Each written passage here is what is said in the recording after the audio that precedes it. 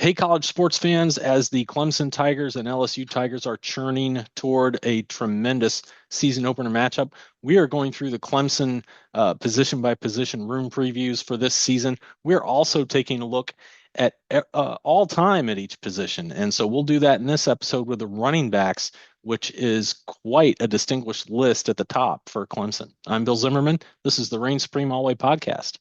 I'm Daniel Shirley. Bill, it's we need to put a disclaimer, right? Some names will be left off this list, and there's going to be some names of our growing up era where you go, wait, how did you leave that guy off the list, or how did you leave that guy off the list? Yeah. Again, this isn't. There's tiers. We're doing tiers of tigers is what we're doing.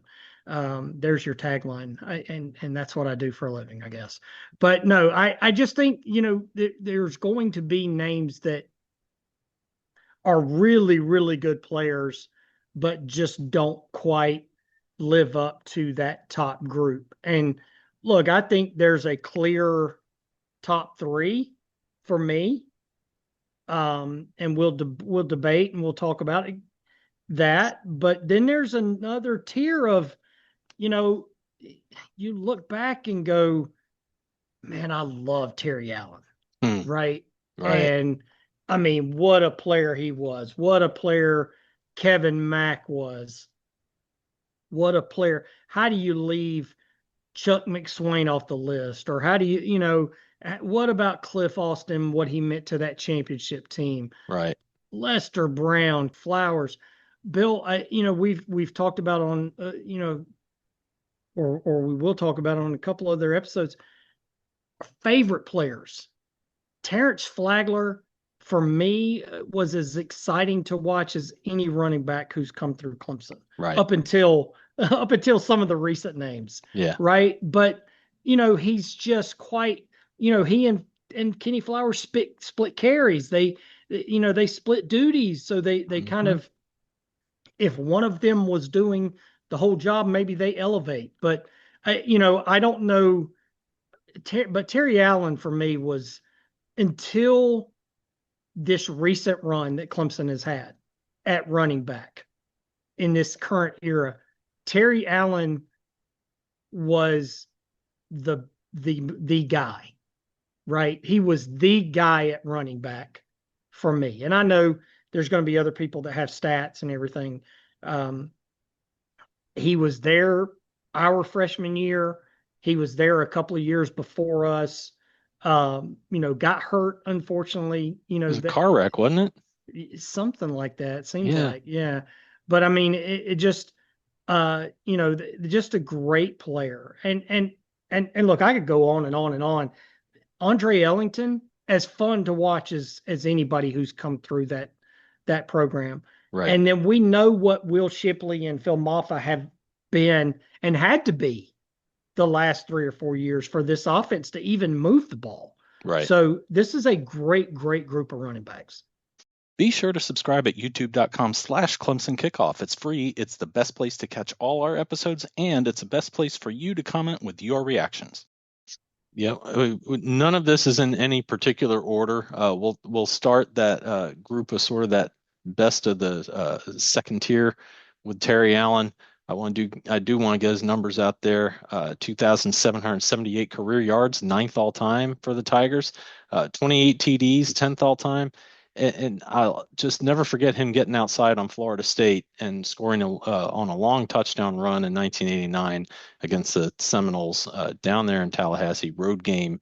And just it showed like he had that legit speed, right? Like Florida State was just renowned, much like Miami at that time, for having speed on defense everywhere you go. And he just said, "Nope, not a worry. I'm taking this all the way to the end zone for a touchdown." Terrence Flagler, you spoke a lot about. First team All American, first round draft pick, 2,080 yards career. He had 1,176 as a senior, right? So it goes into how the time was being split up between him and Kenny Flowers. Both of them tremendous talents, and 17 TDs for Flagler as well. On top of that, let me mention a name that I think really kind of floats under the radar in NFL circles, but and he's on this list because of what he did at Clemson, and that'd be Kevin Mack, Right. first round draft pick out of Clemson. It was back when they had those supplemental drafts that he did that, and I remember one of the famous draft picks in the supplemental draft was Miami quarterback Steve Walsh. I'd say Kevin Mack worked out a lot better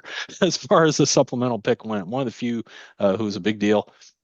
He had 1,420 yards during his Clemson career, 862 as a senior, 12 TDs. But part of that 1981 national championship team, and a guy who just could grind out yards with strength and with muscle. And you don't do that easily against a team like Nebraska, but he held his own in that game and was a factor for them. And then you also mentioned Andre Ellington. And, Ellington, more speed than a guy like Mack, but not quite on that level of Allen or Flagler. Just a kind of a Swiss Army knife back there. 3,436 yards from 2009 to 2012, 33 touchdowns. Different offensive era, right? More snaps. You're not bleeding clock. You're trying to get off as many snaps as you can during the course of a game, wear a defense down. Ellington also had 59 receptions for 505 yards, so really could do it all. And that was another guy like Mack, held up in sort of an under the radar, really successful NFL career. And remember that game he had against Auburn, right? I Yeah. mean, just a great great game against Auburn at the Dome in Atlanta. The boys and I were at that game. They were little, and we went to watch the game. He was kind of the bridge from CJ Spiller to what has become, or to what has come after that, and after CJ, and just a really, really good player. Bill, Kevin Mack was a tremendous football player, tremendous running back at Clemson, probably a better pro than a college player, but under the radar both, I think, Yeah. if you go back and look. And look, we haven't even mentioned James Davis. I was We just haven't, waiting to tee that up. Yeah. right? I mean, we haven't mentioned Raymond Priester. I mean, look, James Davis, thunder and lightning with him and CJ, but James Davis was the guy Yeah. before CJ got there, And if right? and if CJ Spiller hadn't chosen Clemson in what was viewed by most as an upset Huge commitment, shock. Yeah, Davis would have been the guy for 4 years or three maybe if he'd right. been toting the rock the entire time. Yeah. Yeah. So, I mean, you go back and look, you look at these names on this list, and again, we go back to our days as young guys, right? And you go, oh man, Chuck McSwain, Cliff Austin, Lester Brown. I mean, I was in love with those guys. But then you get into the 80s, and it's Mack and Kenny Flowers. That run down the sideline at Georgia for the long touchdown run, Yeah. the game that they won on the David Treadwell kick. I mean, Kenny, if he could stay healthy, Kenny Flowers, he was banged up a lot, and then split time with Flagler, like we said. So, uh, I just you look back at those names, and then again, like I said, Mack and Allen and Flagler, and then we get into the current era where you go, it can't get any better than that, right? I mean, this run that they've been on at running back has just been tremendous, and I know we'll talk about some of those guys coming up. Yep. I'll mention Shipley in that vein, 2,747 yards. That kind of as impactful as he was because he was sharing time with Maffa and because I always liked Maffa's approach to running as well. I was kind of surprised that Shipley got the tally up that high at 2,700 yards, 31 TDs. It did seem like he was in the end zone all the time. Yes. And then 85 catches for 602 yards receiving. So that dual threat kind of guy, the athleticism that he puts on display.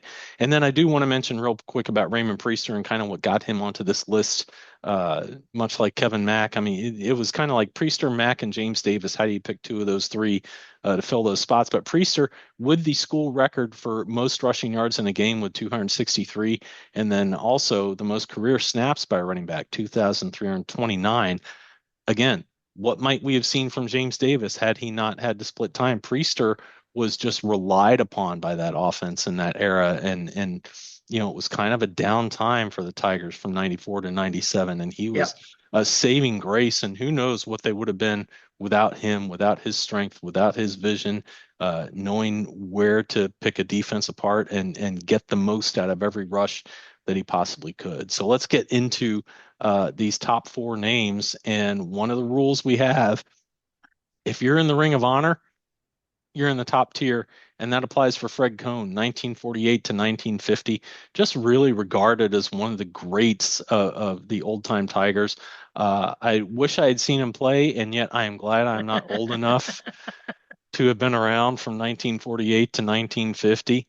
A Wish little I bit before our time, right? I am glad to say a lot bit before our time. He was the Oh, first Tiger to 2,000 yards, and think about that, what offense was like back then. Everything you've ever read about what college offenses were like back then. He got to 2,000 yards. He had 30 touchdowns, good for eighth all time on the list in an era when, again, they weren't trying to run off as many plays as they could. And then he was on two undefeated teams for the Tigers. wow. So that was something I did not know until I did all the research for this episode. So I know you don't have any memories of Fred Cohn, but what have you in your days learned about Fred Cohn? Because of course we're only in our mid 30s, right? Yes, yes. Well, if we were in our mid 30s, we wouldn't have seen Terrence Flagler play either, right? So Amen. you Right. dated me. Kevin Mack. Yeah. Look, obviously you look at the numbers. The numbers are just ridiculous, Yeah. and you think of what that era was of football. Now it was a lot more of a running game, but it also wasn't run the ball, get up to the line of scrimmage as fast as possible, and run another play. Yeah. It was a take your time, plotting kind of a sport, and the numbers are just absolutely ridiculous. To think about the difference in what the game was at that time as opposed to what it has become. Yeah. What has it become? Well, these guys will certainly illustrate Whew. it, these next three. And connect with us on social media. That's at Clemson Kickoff. Whether you're on Twitter, Instagram, Blue Sky, or Facebook, you'll find us there. We'll start with Wayne Gallman. And I go back and forth on is he one of the most underrated Tigers in the history of the program? And Yes. then I'll see him get so much recognition, certain message boards and certain writers, certain other podcasters. I mean, this is your favorite podcast, everybody, I'm sure, but there are others, and we encourage They you. listen to others. They should not be Oh, listening to them. I No, encourage it. Hey, listen to all of it. I'm joking. Especially when we're taking time off. Gallman, 3,429 yards, 34 touchdowns, 17 100-yard games, which I did not realize that until I started looking into the numbers. Uh, to me, he was just so key, and he was not a hugely lauded recruit. I mean, he came out No. of North Georgia, if I remember right, and was a well-known recruit. You thought he was going to end up someplace good. Chose Clemson, and I'll tell you what, I just feel like he made the most out of everything that his body could offer. He had speed, but not CJ Spiller track speed. He had strength, but not Kevin Mack, Raymond Priester strength. Kept those legs driving. He understood how to make sure that he got yardage, got everything he could. Didn't let that first little bit of contact knock him off count, and really strived. And even against Alabama, 2015 or 2016, there was a run where I just thought, wow, that's our guy, because he just toughed out yards after contact. And it was one of those plays where the offensive line hadn't quite opened up what you thought they could have opened up, and yet he managed to get a few more yards out of it. And that to me was always the definition of Wayne Gallman. He might get hit at the line, and then you look up and it was a gain of 7, and it's 2nd and 3. I'll always go back to the Oklahoma game in the Orange Bowl Mm-hmm. to where he dominated the second half of that game. Now, Yeah. again, it's a running back. The offensive line has to help. But how many plays? Go back if you haven't watched it. Go back and watch the second half of that game. He was the focal point of the offense, and he just running over guys, making guys miss. I love Wayne Gallman. There was a time where I could have made the point that he was the most important running back Clemson had ever had. Yeah. Played on that championship team in 2016. Obviously played, the year before in the championship game. 3,400 yards. We had never thought about something like that. right, for a Yeah. Clemson running back. And again, CJ's numbers are a little less because he only played 3 years. But uh, Gallman was a terrific player. Bill, he played at Grayson in high school. He was part of that group. That people thought, oh, well, they just signed them because they're trying to get Robert Comdici. And look at the college career he had compared to the college career that Robert Comdici had. I'm not taking shots at Comdici, Right. but Wayne Gallman was a huge piece of the puzzle of this team winning a national title. And, Comdici committed and then decommitted and ended up at Ole Miss. I can tell you that it can't be argued that Gallman was a huge piece of a national championship team. For sure. And um, how do I want to put this? I think everyone expected that was going to be Tavian Feaster's role, right? And Gallman just absolutely, even after Feaster got to campus, is like, hey, I got this. Don't sweat it. So um, you mentioned CJ Spiller. He's got to be on this list, obviously. 3,547 yards over his 4-year career from '06 to '09, 32 touchdowns, 7,588 all purpose yards. He's a first team All American. He's a first round draft pick. Career running back receptions leader with 123 catches out of the backfield for his career. Career receiving yards leader, that seems to track, right? 1,420. Then you get into his kick return game, the career kickoff returns leader. He had the most career TDs of 80 plus yards all over the field with 11, consecutive games with a touchdown at 14, career all purpose yards. We mentioned, there's the legendary punt return against Boston College. There's a couple of them. I actually happen to know one of the parents of one of the defenders on that Boston College special teams unit, and he just glowed about not just Spiller, but really one time they went to a game at Clemson and just enjoyed everything. They enjoyed the Clemson fans when they were in Boston College. So always good to hear. Thank you, CJ Spiller, for giving me the chance to learn that through the eyes of a Boston College parent. My goodness, like he just did it all, and he was appointment viewing, not just for Clemson fans, but my friends who were Nebraska fans, Wisconsin fans, Gators fans. Everybody was like, man, Spiller's unbelievable, and what a time to be a Tigers fan. And he really kind of helped put this program into overdrive as far as offensive talent. All the guys that came after him, you remember that speech about Ben Boulware talking about guys all over the field, and CJ Spiller was certainly one of them who built it and built that path to that 2016 title and the 2018 title. Maybe the most important Clemson player ever.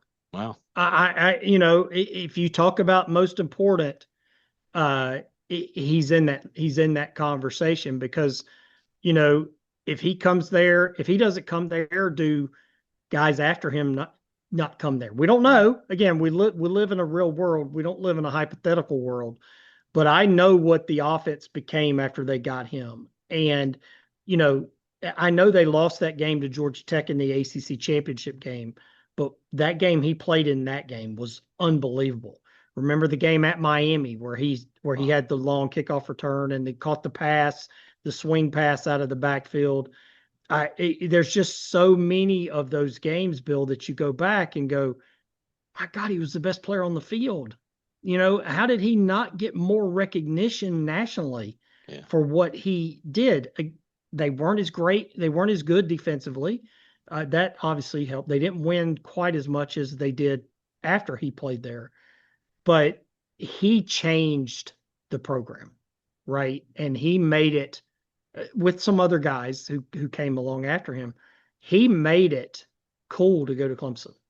And Dabo Swinney says that he was his most important recruit and changed the program and I don't think anybody would argue against that. So, just a tremendous player. We know he's back on the staff now as a running backs coach.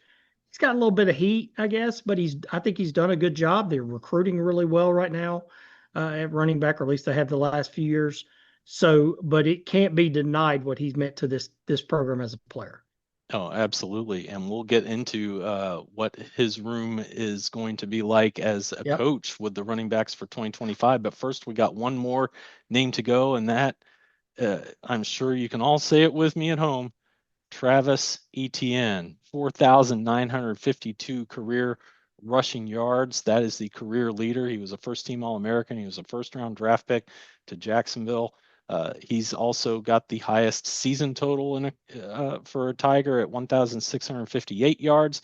Yards per carry leader career 7.2. He did all these things not really being a bell cow type running back with 20, 25, 30 carries a game, and that yard per carry average really tells you the story there. Also, career rushing touchdown leader at 70, career touchdown leader overall at 78 on the strength of those 70 rushing touchdowns, and the career scoring leader as well with 468 points.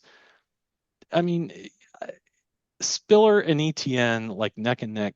Take your pick. It's like chocolate chip versus mint chocolate chip. What do you like better?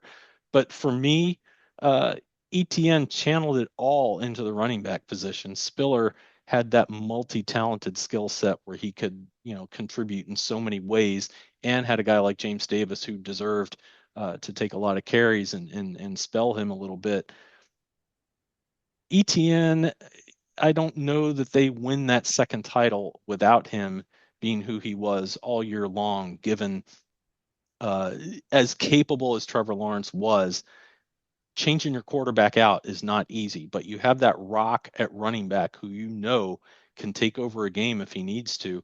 And I think that makes things, puts things in a different light for what had to happen. And just, boy, did he become an absolute standout and wasn't the lead target for recruiting when that class No. was being pulled together. You had somebody's academics fall apart, and suddenly Tony Elliott goes and manages to convince Travis Etienne to come to Clemson. Yeah, he was kind of a late addition Yep. to the class, right? Yep. And Bill, remember the game against Syracuse when Trevor got hurt, or Trevor Lawrence got hurt, and they had to make a change at quarterback. And I know everybody talks about the fourth down throw from Chase Bryce, but they just gave the ball to Travis Etienne the whole second half of that game, and he had some huge runs in that game. But we would have never thought, after what CJ Spiller did, that there would ever be a conversation of, is there anybody who can match him at running back? Yeah. And Travis Etienne, look, the numbers don't lie. I mean, 4,900 yards. And, the last couple of years of his career, not the greatest offensive line in the world either. So, Especially the senior season. yeah, Yeah. the And he senior season. adapted to, they were starting to Right. pitch the ball wide to get him the ball in space. Man should become a receiver. Yeah, you're Yeah. absolutely right. How many times did he get hit 2 yards behind the line of scrimmage and get a 4 yard run? Yep. Right. So, remember, and even remember that first game. Well, I mean, it wasn't his first game. It was first kind of a breakout play against Louisville.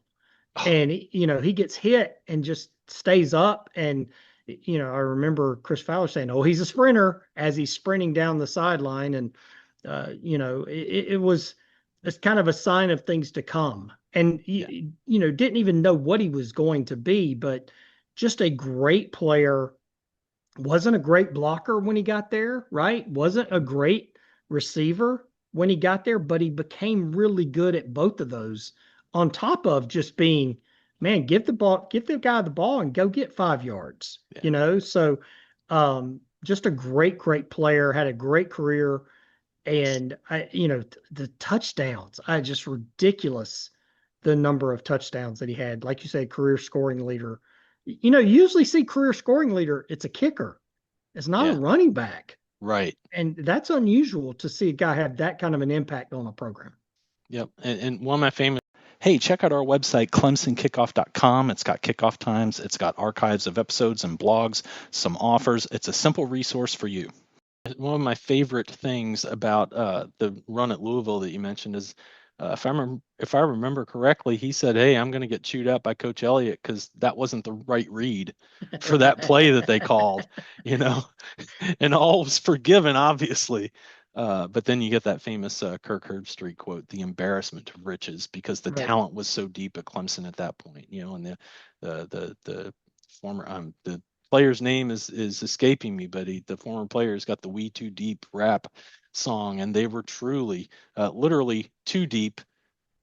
There we go. literally too deep, but also TOO deep for the competition to cope with. So, uh, if you're doing a list of pure running backs, he's clearly at the top. But when you bring in Spiller's other contributions, it certainly makes it more of a neck and neck proposal. And now Spiller contributing as a coach, as you mentioned, and we'll see what this year's running back room is made of. Will it be led by someone coming back from injury, who is the most complete back in the room, I would say, in Jay Haynes? We'll see when they can get him on the field and do right by him by playing him when the time is right. Will it be Adam Randall, who came to Clemson with just boatloads of talent into a tremendous football body and just hasn't quite put it all together at receiver? Uh, Showed some really nice things filling in at running back during Phil Maffa's late season injury, or during late last season after Maffa's early season injury, I should say. And then, you've got the true freshman, Gideon Davidson, Gid the Kid. What's he going to be able to do? How soon will he be ready?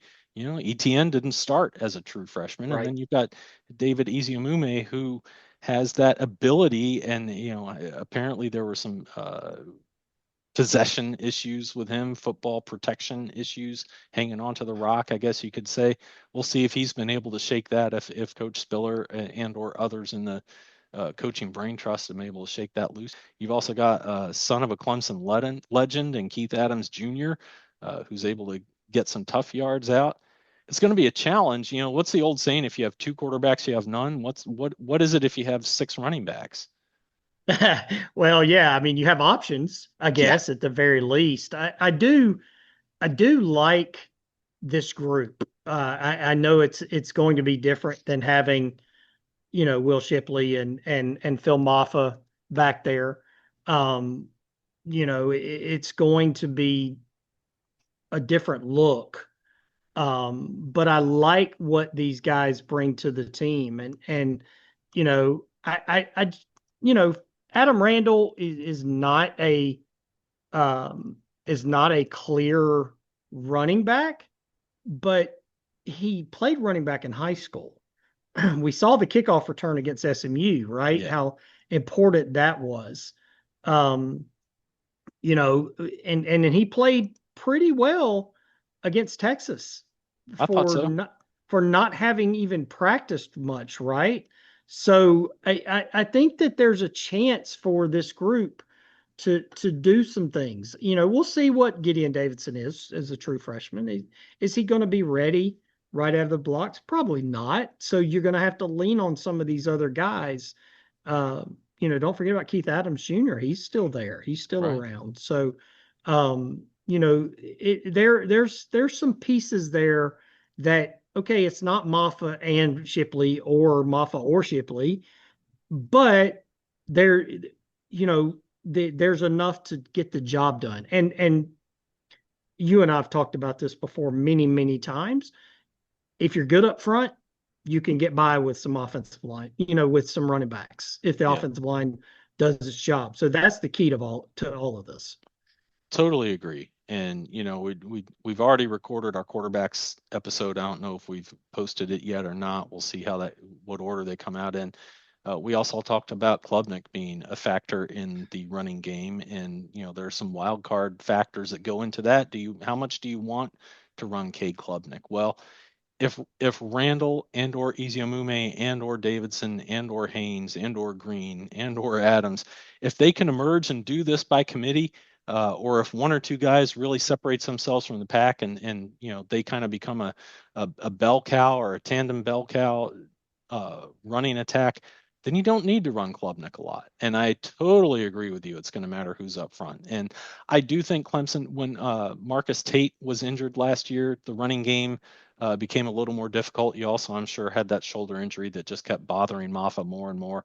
Hard to understand why the coaching brain trust didn't just say, hey, you know, we got to try someone else. We got to give someone. And I know Jay Haynes got hurt, and that complicated things as well. You've got to look at the fact that the offensive line does have to figure out, hey, what's that going to look like up front, especially in the interior? How do you replace Marcus Tate on a permanent basis? Um, how are you, and what will the skills be who's going to be the five that you want when you want to run the ball? How do you get the right five out there? What skills do they have? What plays do you want to call? How do they execute those plays? You can't show your hand entirely by just having situational substitutions up front. So you've got to figure all that out on a bigger scale. But I would like to see those O linemen rotate in and through. And I do think you're going to see a lot of that with running backs as well. The fall camp is going to be key to setting this up. Yeah. And who they trot out there against LSU, well, we saw last year at receiver, right? You didn't see a ton of Wesco and Moore at wide receiver week 1 against Georgia. So be patient. Who you see week 1 against LSU and who you think might be the guy based on what you saw against LSU, it may not look that way come October, come November. Well, I mean, look at Etienne. I mean, he's the Yeah. perfect example of that Louisville game. That Yep. was later in the season, and he had barely played Yeah. as a freshman. And you're not thinking, well, we weren't. I'll remember. I don't know about you, but I wasn't even thinking about Travis Etienne being No. a part of the equation as a freshman. I thought, oh, maybe he's a developmental guy. And as soon as he got on the field, you couldn't get him off. Yeah. So if let's say Gideon isn't quite ready to start against LSU or to be a huge piece of the puzzle against LSU, that's okay. Look what Wesco and TJ Moore became last year, and Right. I don't know that TJ Moore touched the field, or one of them didn't touch the field, and the other one played like 2 snaps, Yeah. right? So Something look like what that. what they became. So there's plenty of time for him to grow into what he needs to become. And again, that's they have the depth to make those kinds of decisions. Yep. And you're reminding me it was that way with T. Higgins and Justin Ross their freshman years as well. So got to give them time to sort it out. And again, don't feel like just because what you see in the on the two deep as you go into the LSU game may not be what we're seeing by the end of the season. So Yep. and definitely uh, getting those yards opened up is going to be a big deal. And I do think Klubnik will be a part of that at least early. Maybe not a ton against LSU, but I think we'll see it more uh, as they kind of go from early season to mid season, and then maybe by then you're able to spell him and put that back more on the running room a little bit. Garrett Riley does want to run the ball. Dabo Sweeney does want to run the ball. It's not going to be a Mike Leach offense. That's not the solution. Might look at times like a Mike Leach offense, certain possessions, certain opponents, but I don't think it's going to be just chuck it in the air because we aren't blessed with a clear number one entering fall camp. So Well, and balance is people talk about balance all the time. They think, oh, that's throw it 50 times and run it 50 times. No, it's the ability to do both. make the Like defense respect both options. right, like you said, it's about matchups. If you throw it 50 times in a game because the other team's stacking the box with 8 people, then make them pay for it. Yeah. Right. And then if they drop back and they're playing a shell, then make them pay for that by running the ball. So that's the ability to do both is the key. I think they will have that ability because of those guys up front. It's just who's getting the carries. I'm okay with that. I think Azuma May's got a chance to really step up this year. Right. It didn't get him many chances last year. Right. What is Davidson? What is Randall? Is Randall just, is he a short yardage guy? Who knows? But I think they've got a chance to do some things with the bodies that they have where, the last couple of years, they didn't really have anybody behind Maffa and Shipley who they trusted. Maybe they trust those guys this year. And we know Dabo trusts Adam Randall. Yeah. We've seen that. We Right. know Cade trusts Adam Randall. We've seen that. He's just got to do the job now at this new position. Yep. I think it's a capable room that just doesn't have quite that star at the front. And I think it's going to Right. be, I That's don't think okay. there's going to be a hole in the Clemson rushing game. I think it's just a question mark of who and when, but I think it's going to be very capable and we'll be, we'll enjoy seeing what the running backs are going to be doing this year. And Yep. but it is kind of a key year for CJ Spiller because if he doesn't develop somebody out of this group, and things don't go the way that we think they're going to go, then you know interesting conversations may be had come November and December. So we'll see how it goes. You can't be entirely orange lensed glasses like I think I'm wearing my contacts today, but you can't be all Pollyanna optimism about it. There is a chance that things could go sideways. I just think it's highly unlikely, and I do think the running game is going to be just fine. Look, we are doing this for all positions for the Clemson Tigers coming into the 2025 season, mixing that season preview at each position with a look at the best ever to have played at that position. Um, and we will keep doing that as the off season has given way to the preseason, and the preseason is about to be the season. And could it be a capital THE, the season at Clemson? Could it Hope be so. one of those? Wouldn't that be nice? We'll just have to see how it all plays out. A lot of talent back for the Tigers, and I think if you're talking about a room like running backs, kind of being potentially the one that has the least coming back and the least clear picture, well, I look around this room and I go, boy, well, then the rest of the roster must be pretty loaded. So until our next episode, I'm Bill Zimmerman. I'm Daniel Shirley. Go Tigers.